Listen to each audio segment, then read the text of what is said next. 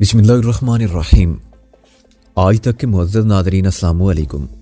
अब किस नंबर 167 मुलाहिज़ा फरमाएं।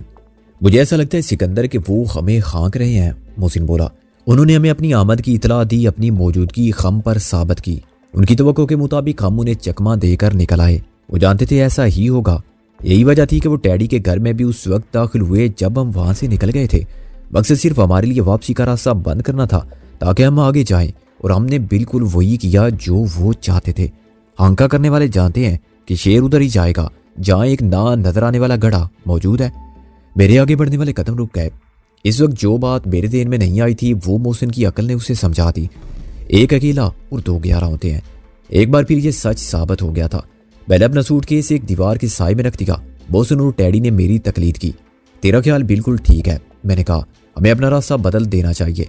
हमने बहुत अकलमंदी की थी। फॉक्स वैगन को 2 गरियां छोड़ के खड़ा किया था। मोहसिन बोला, उन्होंने टैडी का घर मालूम कर लिया तो फॉक्स वैगन भी तलाश कर ली होगी और अब वो वहीं हमारे मुंतजिर होंगे। तूने इस वक्त खुद को सिकंदर का उस्ताद अफलातून साबित करके हमें बहुत बड़े खतरे से बचा लिया है। मैंने उसके कंधे पर हाथ रखकर कहा, वरना हम खुद चलकर मौत के मुंह में जा रहे थे। अब तुम कुछ फरमाओ मियाँ खोजी। कई हालात में हम बेचारे किधर जाएं, कहाँ जाएं इस वक्त? टैडी ने कहा, रिक्शा टैक्सी तो मिलेगी नहीं यहाँ। अच्छा, अगर हम सीधे चले जाएं या किसी और समत में निकलना चाहें तो कौन सा रास्ता इख्तियार करें? मैंने कहा, यार सिकंदर बादशाह, रास्ते तो बहुत हैं। वो बोला, गलियों ही गलियों में हम हर जगह जा सकते हैं, लेकिन पहली बात तो यह है कि हम पकड़े जाएंगे। किस्मत की बात है अभी तक ना तो गश्त करने वाली पुलिस पार्टी मिली है और ना हमें किसी चौकीदार ने टोका है। दूसरी बात यह है कि मेरा मतलब है संदूक बहुत भारी है मेरा, और मुझ में इतनी हिम्मत नहीं रही। रात भर जागने का असर है शायद। किस अक्लमंद ने कहा था तुमसे कि इतना वजन जरूर लो? आखिर ऐसी क्या चीज है इसमें? मैंने कहा, सिर्फ कपड़ों और आम जरूरत की चीजों का इतना वजन नहीं हो सकता। मोहसिन बोला, कोई फालतू और बेमसरफ चीज है तो उसे फेंक दो। टैडी के रद्द अमल ने हमें हैरान कर दिया। वो एक कदम पीछे हटकर संदूक के सामने यूं खड़ा हो गया जैसे उसे हमसे खतरा लाहक हो गया हो कि हम उसे संदूक छीन लेंगे।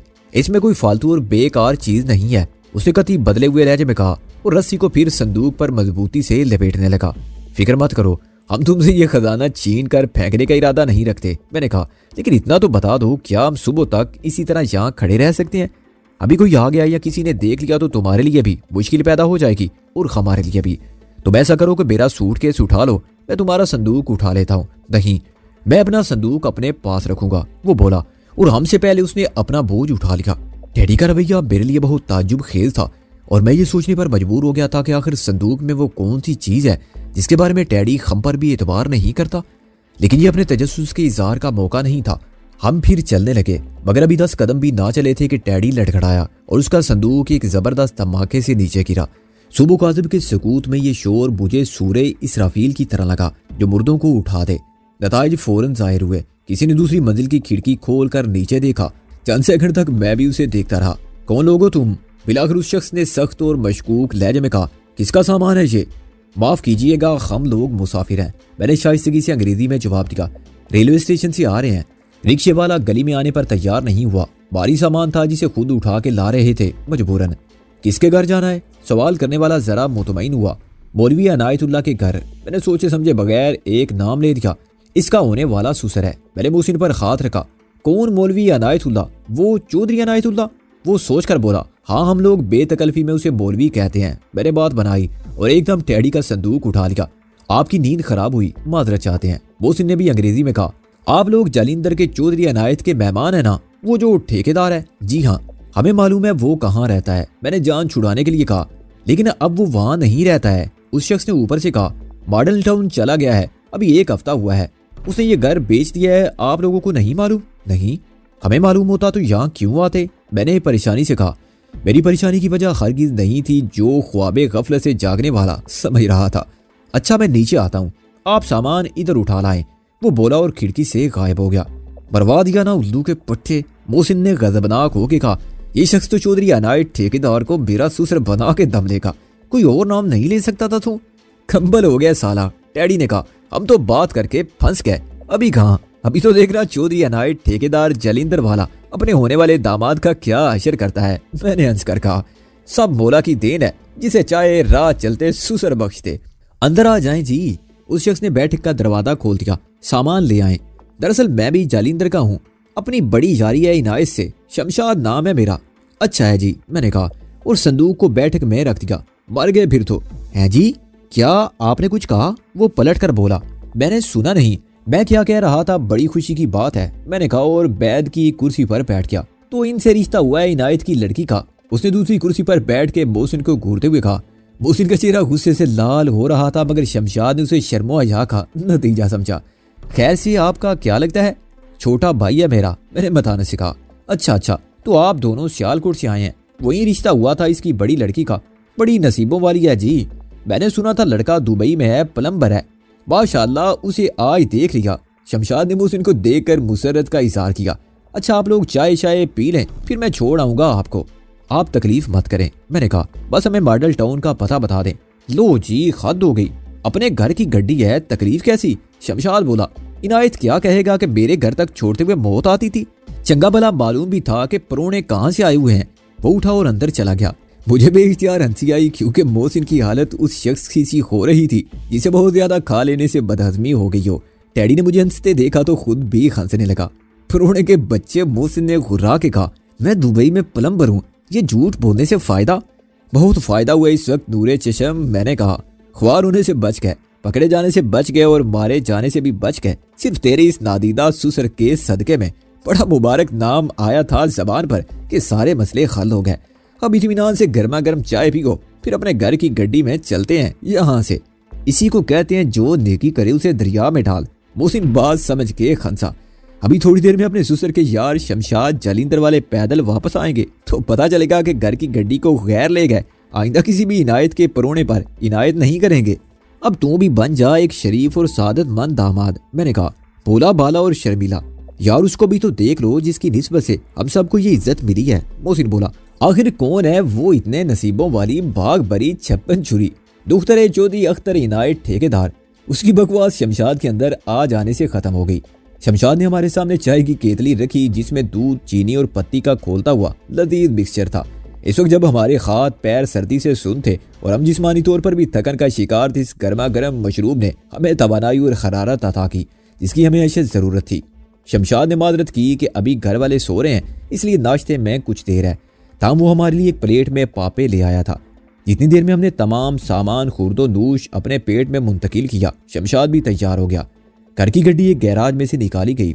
ये तकरीबन 4 साल पहले की फिएट थी जो इतनी बेदर्दी से इस्तेमाल की गई थी कि 10 साल पुरानी लगती थी। इसे चलाने वाला ना जाने इसको कितनी बार किस किस चीज से टकरा चुका था कि अब गाड़ी का कोई हिस्सा ऐसा ना था जहां डेंट का जख्म ना हो। हमारा स्वभाव बड़े इत्मीनान के साथ डिक्की में रखा गया और शमशाद ने मेहमान नवाजी में ये काम खुद किया। उसकी शराफत देखकर मुझे शर्म आई कि हम उसकी शराफत का क्या सिला देने वाले हैं। मोहसिन ने गालबन ऐसे ही जज्बात से मगलूब होकर कहा कि अच्छा हुआ चाय में नमक नहीं था और पापे भी मीठे थे, वरना हम नमक हराम भी कहलाते। सर्दी में इंजन ठंडा पड़ा था। चौक देने के बावजूद उसे सेल्फ स्टार्ट करने की कोशिश में कामयाबी नहीं हुई तो हमारे मेजबान ने शर्म से पानी पानी होने के बाद हमसे धक्का लगाने की दरख्वास्त की और ये तकलीफ देने पर हमसे बार बार माफी मांगता रहा। नामुराद बैटरी बैठ गई है, उसने मुतअद्दिद बार वजाहत की। हम तीनों ने उसे तसल्ली दी और 20-25 गज तक धक्का लगाने के बाद गाड़ी का इंजन घुराया तो हम सब ने खुदा का शुक्र अदा किया। शमशाद ने मजीद शर्मिंदगी से बचने पर और हमने थोड़ी सी जिस्मानी तवानाई बचने पर, वरना यह भी हो सकता था कि हम उसे धक्का लगाते हुए मॉडल टाउन तक ले जाते और जब उस दिन की ससुराल आ जाती तो शमशाद कहता बस जी हम पहुंच गए। घर की गड्डी में यही तो आराम है, आपको थोड़ी सी तकलीफ तो हुई मगर नामुराद बैटरी बैठ गई है। सुबह काजिब का उजाला जरा सी देर के लिए गायब हो चुका था। जब हम उसी सड़क पर से गुजरे, फिएट के शीशे बंद थे, चुनाचे बाहर से कोई हमारी सूरत नहीं देख सकता था। अगली सीट पर मैं पहले से तयशुदा प्रोग्राम के मुताबिक बैठा था और मोहसिन के साथ टैडी पिछली सीट पर मौजूद था। गाड़ी उस गली के सामने से गुजरी जिसमें टैडी का मकान था तो मैंने सड़क के किनारे खड़े हुए ट्रक को देखा। ये वही ट्रक था जिसे अली नवाज और चांद खां को कुचलने के लिए बेचा गया था। 2 अफराद जो इसका बोनेट खोले बज़ाहिर किसी खराबी को दूर करने में मसरूफ लगते थे, वही ड्राइवर और क्लीनर थे जिनसे टैडी का झगड़ा हुआ था। इनके अलावा भी 2 अफराद कुछ फासले पर गली के अंदर से आ रहे थे, लेकिन मैं उनकी सूरत ना देख सका। गालबन टैडी कुछ जज्बाती हो गया इस ख्याल से कि अब यहाँ कोई नहीं आएगा और उसका ये गरीब खाना जैसा भी था सबके लिए एक पनागा था, जहाँ वो हर खौफ से बेनियाज अपनी आज़ाद जिंदगी गुजारता था। अपनी मर्जी से आता था, जाता था और अपनी मर्जी से सोता जागता था। हमारा साथ क्या हुआ कि वो भी घर से बेघर हुआ। उसने खासी सर्द आ भर के कहा, वाह मेरे मौला, और इतनी देर में फिएट उस गली से भी निकल गई जिसमें राबिया की फॉक्स वैगन तन्हा और उदास खड़ी थी। वही फॉक्स वैगन कभी जिसका चमकता दमकता सुर्ख रंग किसी दुल्हन के हाथों की मेहंदी से ज्यादा शोक था। गर्दिशी हालात इस फॉक्स वैगन को भी कहां से कहां ले आई थी। वक्त यूं बदला था कि फॉक्स वैगन का इनाई रंग भी बदल गया था और अब सफेद रंग में वो सुहागन से ज्यादा बेवा नजर आती थी जिसकी खुशियों को सफेद कपड़ों का कफन मिल चुका हो। रास्ते उनूज गैर आबाद थे। कहीं कहीं हमें मुखालिफ सम से आ जाने वाली कोई गाड़ी मिल जाती थी। पैदल या साइकिल सवार नजर आ जाते थे। सैर खेती में सरे फहरिस्त रहने वाले अखबार फरोश और दूध वाले भी हर रोज की तरह शहर के बासियों को ताज़ा खबर और खालिस दूध फराम करने नहीं निकले थे। ना रोज़मर्रा की ज़रूरियात बेचने वाले दुकानों पर आए थे। उनमें भी सबसे पहले सब्जी गोश्त और दही दूध वाले अव्वल रहते थे। मैंने किसी जगह गश्त करने वाली पुलिस पार्टियों को लौटते देखा। उफक पर सुबह सादिक की लकीर रोशन होने लगी थी और शमशाद मुझसे न जाने क्या बातें करता मॉडल टाउन की तरफ जा रहा था। गालबन वो अपने और इनायत के पुराने ताल्लुकात के बारे में कुछ बता रहा था। शमशाद साहब, मैंने जिला कचहरी से 1 मील आगे निकलकर नरमी से कहा, गाड़ी एक तरफ रोक कर मेरी एक बात सुन लीजिए। वो मेरे लहजे पर चौंका और मेरे चेहरे की मतानत पर गौर करने लगा। खैर तो है ना जी? बिल्कुल खैरियत है, मैंने कहा। दरअसल हमको मॉडल टाउन जाना ही नहीं था, हमको यहाँ उतरना है। वो फिर चौंका, लेकिन उसे गाड़ी को सड़क के किनारे रोक लिया। चंगा मजाक है जी, आपने जितनी भी खातर तवादे की मैंने कहना शुरू किया और जिस शराफत का सबूत दिया उसके बाद हमें आपके साथ ये सलूक बिल्कुल जेब नहीं देता, लेकिन हम मजबूर हैं। जो कुछ आपने किया उसका बहुत शुक्रिया। कुछ समझ में नहीं आती बात जी, यहाँ रुक कर ऐसी बातें करने का मतलब? वो उस पिस्तौल को देकर बाकी जुमला भूल गया जो मैंने अपनी जेब से निकाल कर इस तरह गोद में रख लिया था कि उस पर मेरी गिरफ्त बरकरार थी। मतलब बहुत सीधा और साफ है, मैंने कहा, लेकिन आप खुद बहुत सीधे सादे आदमी हैं, इसलिए आपको साफ अल्फाज में बताना पड़ेगा कि हमारा किसी चौधरी इनाय से कोई ताल्लुक नहीं है। हम तो चोर हैं और एक घर का सामान लेकर निकल रहे थे कि आप मिल गए। हमारा इरादा नहीं था आपसे मुलाकात का, मगर ये तकदीर का लिखा था। मैंने अपनी जान बचाने के लिए एक नाम बक दिया। बाकी सब इत्तफाक था कि आपने हमें समझने में गलती की और हम वो बन गए जो हम नहीं थे। शमशाद का रंग उड़ गया और वो मुझे पलक चपकाए बगैर देख रहा था। उस शरीफ आदमी को अभी तक यकीन नहीं आया था कि उससे इतने शाइस्ता लहजे में अंग्रेजी बोलने वाले चोर थे जिन पर एतबार करके उसने अपने सादालू होने का नहीं बेवकूफ़ होने का सबूत दिया था। तुम आदमी तो पढ़े लिखे हो, वो बड़ी मुश्किल से बोला। फिर ये गलत काम, गलत क्या है और सही क्या है? मैंने कहा, हम यहाँ इस बहस में वक्त ज़ाया नहीं करेंगे। बहुत से पढ़े लिखे बड़े बड़े उहदों पर फायज हैं, लाखों की रिश्वत लेते हैं और माले हराम से अपनी तिजोरियां भर रहे हैं। उनको ना अकबत का खौफ है, ना मुल्क का और ना कौम का ख्याल है। पढ़े लिखे स्मगलर भी हैं, पुलिस ऑफिसर भी हैं और कस्टम ऑफिसर भी। कानूनी मजहबी और अखलाकी तौर पर उनकी और हमारी कमाई के तरीके एक जैसे नाजायज़ हैं, मगर वो चोर नहीं कहलाते। चोर वो कहलाते हैं जो बड़े चोरों के हाथों पकड़े जाते हैं। हम तो बहुत छोटे चोर हैं। चोरी भी करते हैं तो उस घर में जहाँ हराम का माल भरा पड़ा हो और जहाँ चोरी से कोई फर्क ना पड़ता हो। किसी की बेटी का जेज रिश्वत में जब्त नहीं करते, किसी का घर नीलाम करा के खानदान को बेआसरा नहीं करते। आपने हमें हिफाजत से निकलने का मौका फराम किया, वरना हम तो समझे थे कि पकड़े गए। अब आपसे एक आखिरी मोदबाना गुजारिश है, शोर मचाए बगैर नीचे उतर जाएं और ये कार हमारे हवाले कर दें।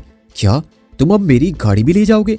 शमशाद की आवाज़ उसके खल्क में फंस गई। हाँ, हमें इसकी ज़रूरत है, मैंने कहा, चंद घंटों के लिए। हम ये माले गनीमत किसी टैक्सी में तो नहीं ले जा सकते। टैक्सी है भी कहाँ?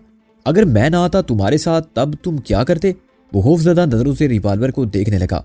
फिर हम किसी की गाड़ी छीनते, मैंने कहा, और उसे अपनी गाड़ी तो मिल जाती, मगर रिपोर्ट दर्ज कराने के कई दिन बाद वो पुलिस के पीछे फिरता, मजिस्ट्रेट से रिलीज ऑर्डर हासिल करता और उसके बाद भी पुलिस की तहवील से गाड़ी छुड़ाने के लिए बैलफ को और मुतलका थाने वालों को 2-4 हज़ार मिठाई के देता। आपकी मेहमान नवाजी और शराफत की वजह से हम आपको बिल्कुल तकलीफ नहीं होने देंगे। इस वक्त सुबह के 5 बजे हैं। 12 बजे से पहले गाड़ी वापस मिल जाएगी आपको किसी से कोई बात करने की जरूरत नहीं, मोहसिन ने कहा, वरना मामला बिगड़ जाएगा। आपको वापसी पर रिक्शा या टैक्सी जरा देर से मिलेगी। मैंने कहा, खामोशी से घर जाइए और गाड़ी के मुताल्लिक घर वालों को भी कुछ ना बताइए। कह दें कि मेहमानों को छोड़ने गया था, खराब होगी। अगर आपने हमारी बात ना मानी तो अपना नुकसान करेंगे, मोहसिन बोला। पुलिस के चक्कर में पड़े तो खुआर होंगे। 12 बजे के करीब आसपास की गलियों में देख लें, गाड़ी मौजूद होगी और चाबी ग्लूज कंपार्टमेंट में होगी। अपनी गाड़ी चला के घर ले जाएं। हाँ, 12 बजे तक गाड़ी ना मिले तो बेशक आप हमें झूठा समझ के पुलिस को रिपोर्ट कर दें। हम ये आपके भले के लिए कह रहे हैं, मैंने कहा।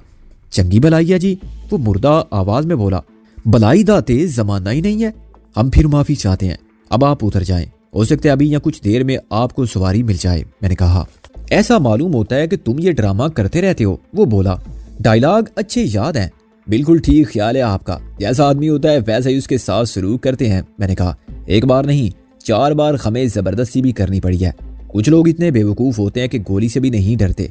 वो फौरन उतर गया। तुम बेवकूफ तो नहीं बना रहे हो मुझे? ये ना हो तुम गाड़ी को डाका डालने किसी वारदात में इस्तेमाल करो और मैं खुआ मुखा पकड़ा जाऊं। वो रोनी सूरत बना के बोला। मैं हंस पड़ा। शमशाद साहब, मैंने कहा ना कि हम तो बहुत छोटे चोर हैं, आप डाका डालने की बात करते हैं। मैं खुदा रसूल सल्लल्लाहु अलैहि वसल्लम की कसम खाऊं तब एतबार करेंगे आप? क्या झूठी कसम नहीं खा सकता मैं? गाड़ी जैसी हमने ली है वैसी आपको वापस मिलेगी। मैंने उसकी जगह संभाल ली और इंजन स्टार्ट करके गाड़ी को गियर में डाल दिया। चंद मिनट में शमशाद बहुत पीछे रह गया। बेचारा, खुदा करे वो पुलिस के पास जाने की गलती ना करे। मोहसिन ने कहा, ठीक कहता था कि भलाई का जमाना नहीं है, फिर कभी किसी के साथ भूल के भी भलाई नहीं करेगा और ऐसे ही आहिस्ता आहिस्ता ये जवाल पजीर बाशरा अखलाकी अबदरी का शिकार होता जाएगा, यहाँ तक कि इस पर bite is right society Ghalib आ जाएगी, जिसमें दिलावर जैसे बेउसूल बेजमीर और बेईमान लोग एक तरफ होंगे और उनके जुल्म का और उनकी शैतानी खबस का शिकार होने वाले दूसरी तरफ। मैंने कहा, मेरे वालिद वजीर खान, मैं और तू और राबिया, शैला उसकी माँ और अनगिनत लोग जो हक व इंसाफ की बात करते थे आज कितने मजलूम है। लेकिन जुल्म जब हद से बढ़ जाता है तो मिट जाता है और हम जैसे कमजोर लोग भी बड़ी से बड़ी ताकत के दावेदार के लिए चैलेंज बन के उठ खड़े होते हैं, ईंट का जवाब पत्थर से देने के लिए। तू दिलावर की गुज़िश्ता शब की कार्रवाई पर मुश्तइल है? मोहसिन ने कहा, हाँ यार, आज उसकी वजह से हमारे यार टैडी को भी अपना घर छोड़ना पड़ा। मैंने कहा, बड़े शिकारी बन के आए थे, अब हाथ मल रहे होंगे कि शिकार खास से निकल गया। मोहसिन बोला, मालूम नहीं वो क्या चाहते थे। मैंने कहा, मुझे दिलावर से बात करनी पड़ेगी। इतना तो वो भी समझता है कि मुझे या तुझे कत्ल करने से उसको कुछ हासिल नहीं होगा। मुमकिन है यही बात वो तुझको समझाना चाहता हो कि लड़ाई में दोनों का नुकसान हो जाएगा। वो फिर किसी सौदे की बात करेगा। सौदा कैसे हो सकता है? मैंने कहा, वो चाहता है कि मैं पैसा लेकर अलग हो जाऊं और अगर मुझे पार्टनर बनना है तो मैं स्लीपिंग पार्टनर रहूंगा, कारोबार में अमली तौर पर दखल ना दूं। ये पहले भी बात की थी, अब वो ऑफर बढ़ा सकता है, 50 लाख कर सकता है कि ये लो और मुल्क से चले जाओ जहां दिल चाहे। 1 करोड़ का नुकसान भी बर्दाश्त कर लेगा वो मुझसे जान छुड़ाने के लिए, क्योंकि जिस किस्म का धंधा वो कर रहा है उसमें से करोड़ की कोई हैसियत नहीं है। अगर उसका राज फाश हो गया तो उसके करोड़ों जाएंगे। वो मुल्क का गद्दार और मुजरिम कहलाएगा और आज वो जितनी इज्जत के साथ जिंदा है कल इतनी रुसवाई के साथ मरेगा। वो इसी खतरे के खिलाफ तहफ्फुज़ चाहता है।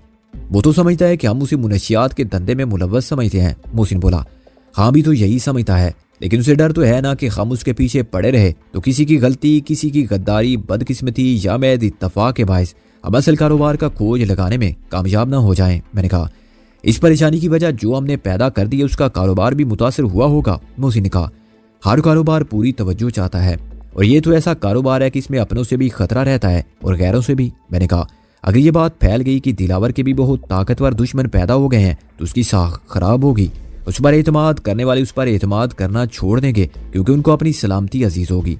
दिलावर के लिए खतरा वो भी बन जाएंगे जिनको आज वो अपना साथी तस्वुर करता है। वो मुल्क और कौम के दुश्मन है और गद्दार हैं। खुद को बचाने के लिए वो दिलावर को खत्म करना बेहतर समझेंगे। ऐसे कारोबार में कौन किसी का दोस्त, कैसे उसूल और कहाँ की वफादारी। मैंने कहा, गाड़ी अब मॉडल टाउन से गुजर रही थी।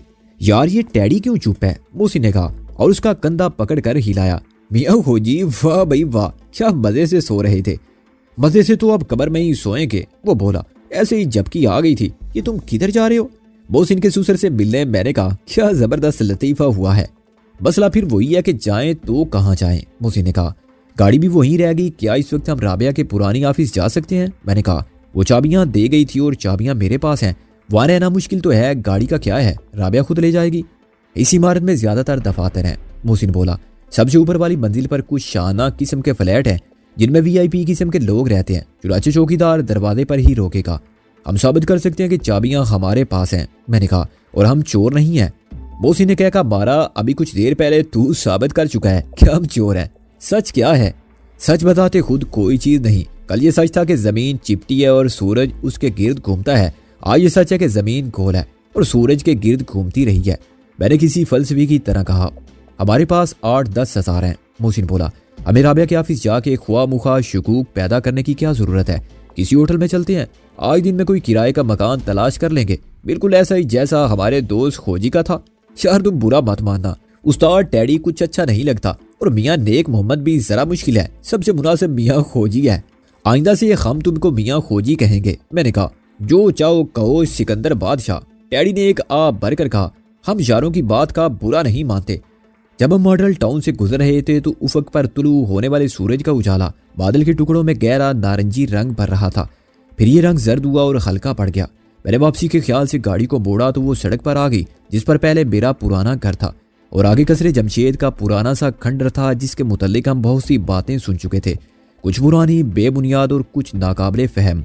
एक कहानी वो थी जो हमें ताफू ने सुनाई थी और जिससे साबित होता था कि इस खंडर के नीचे तय खाना है और तय खाने तक जाने के लिए एक सुरंग है। हमारे जाती तजरीबात भी बहुत भयानक थे और हमने इस खंडर को जलते हुए देखा था। इस खंडर को आग में जलकर हम भी खाकिस्तर हो जाते, मगर कुदरत को अभी कुछ और इम्तिहान मंजूर थे कि हम बच गए और आग उसे खा गई जिसको कज़ा इस उजड़े दियार में ले आई थी। अपने पुराने घर के सामने से गुजरते हुए मुझे कुछ गुजरे हुए वक्त की बहुत सी यादें याद आईं और बिला इरादा मैं रुक गया। चश्मे तसव्वुर से मैंने अपने अंदर बचपन की मानूस फजा को देखा और मुझे वजीर खान की याद आई। नवाब खसरू जमशेद मरे तूने कसरे जमशेद ही में गोशाए आफियत मिल गया।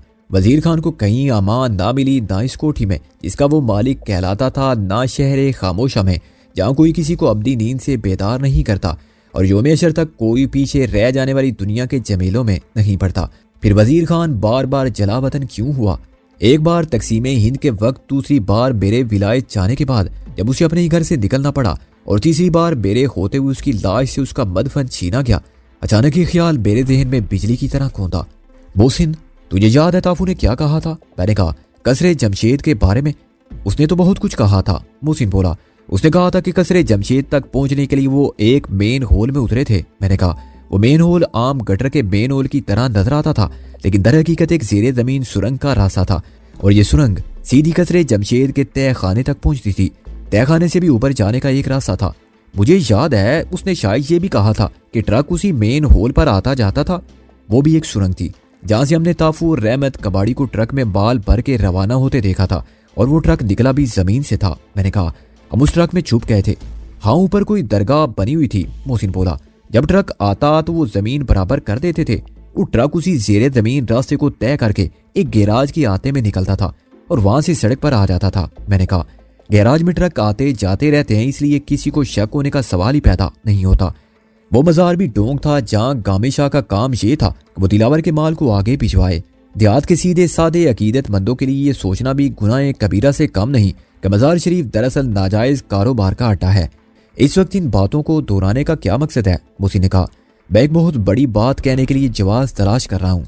ये तो साबित हो चुका है कि मोहसिन दिलावर और उसके नाजायज कारोबार में शरीक अफराद एक गिरोह की सूरत में काम करते हैं।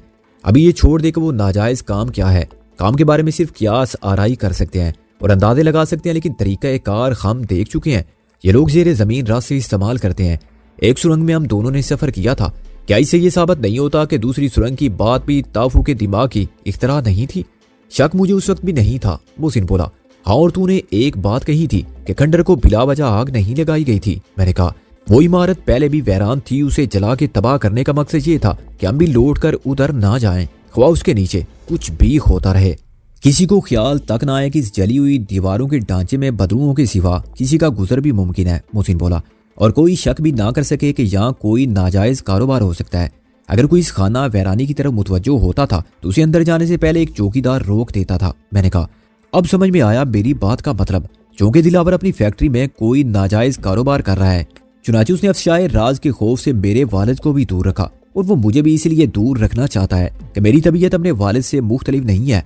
मैं दिलावर का हम ख्याल होता तो वो मुझे बड़ी खुशी से अपने कारोबार में शरीक करता। सारी गड़बड़ी इसी वजह से है कि जो खतरा उसे वजीर खान से महसूस हुआ था वही मुझसे भी महसूस होता है। दिलावर की फैक्ट्री से माल कसरे जमशेद पहुंचता है जो उसका स्टोर समझा जा सकता है। वहां से ये माल गामे शाह को रसाल किया जा सकता है जिसे हम सिविल डिस्ट्रीब्यूटर फर्ज कर लेते हैं। कसरे जमशेद से किसी ने कभी कोई ट्रक निकलते नहीं देखा होगा। वहां तो बस वीरानी है। ट्रक आते जाते तो सबको शक होता क्योंकि ट्रक किसी और जगह से लोड होते हैं और वो जगह कसरे जमशेद से दूर तो है मगर करीब भी है। मैंने कोठी के अंदर देखा जो सुबह दम वैरान और खाली नजर आती थी। सड़क पर खड़े रहना शकूक पैदा कर सकता था। मैं गाड़ी को अंदर ले गया और गेट से काफी अंदर जाकर रोक दिया। इंजन की मामूली सी आवाज ने कोठी में सोने वालों को बेदार नहीं किया था। तुझे मालूम है मैं यहाँ किस लिए आया हूँ? मैंने इंजन बंद करके कहा। मोहसिन चौंका। तेरा मतलब है तू कहना चाहता है? हाँ मैं कहना चाहता हूँ कि कसर जमशेद के तय खाने तक जाने वाला रास्ता यहाँ नहीं हो सकता, मरहूम वजीर खान के पुराने घर में। यह हो सकता है कि वजीर खान के कारोबार में शरीक होने के बाद दिलावर ने रफ्ता रफ्ता उसके जायज़ कारोबार की आड़ में अपना नाजायज़ कारोबार फैलाया हो। उसकी पुश्तपनाही नवाब खसरू जमशेद मरहूम का बदबख्त बेटा कर रहा था, जिसे नवाब साहब ने आग कर दिया था। वो अपने बाप का हमशक्ल था और इंग्लैंड गया था तो लौट कर नहीं आया था। फर्ज करो यहाँ आने के बाद उसने दिलावर के साथ मिलकर नाजायज़ कारोबार का आगाज़ किया और उन दोनों ने मिलकर ये जाल फैलाया। उन्हें किसी और ने यह मशवरा दिया या खुद उनके शैतानी ज़हन में यह ख्याल आया कि कारोबार के लिए बरसों से पड़े हुए कसरे जमशेद को इस्तेमाल किया जाए। बाद में अपनी हिफाजत के ख्याल से और अपने कारोबार को महफूज करने के लिए उन्हें सुरंग बनाने का ख्याल आया और इसके लिए उन्होंने अपने एक शरीके कार से बात की, यानी वजीर खान से। वजीर खान की कोठी हर लिहाज से मौजूद थी। उसका लान काफ़ी वसी था और उसका फासला भी कसरे जमशेद से ज़्यादा नहीं था। किसी और के घर में सुरंग खोदना नामुमकिन था और सुरंग को मीलों दूर ले जाना भी उतना ही नामुमकिन था। उन्होंने वजीर खान को सबसे पहले ये बताया होगा कि इस कारोबार में कितना ज़बरदस्त फ़ायदा है, मगर वजीर खान दुनिया के माली फ़ायदे की खातिर आकबत के खजाने का सौदा नहीं कर सकता था। इस इनकार से हालात की खराबी का आगाज़ हुआ। चौधरी दिलावर और खसरू जमशेद गलत उम्मीदों के आसरे पर गलत आदमी से गलत बात करने की गलती कर चुके थे। वो कोई आम आदमी नहीं था, बिजनेसमैन में बराबर का पार्टनर था और अगर वो मुखालफत पर तन जाता तो दिलावर और खसरू जमशेद का ठिकाना जेल के सिवा कहाँ होता। मुझे ऐसा लगता है कि तूने वजीर खान मरहूम के हालात की यकलख्त खराबी, उसकी जिल्लत ख्वारी, ब्लैकमेल होने के बावजूद खामोशी और उसकी पूरी इसरार बोध का सबब मालूम कर लिया है, मोहसिन ने कुछ देर बाद कहा।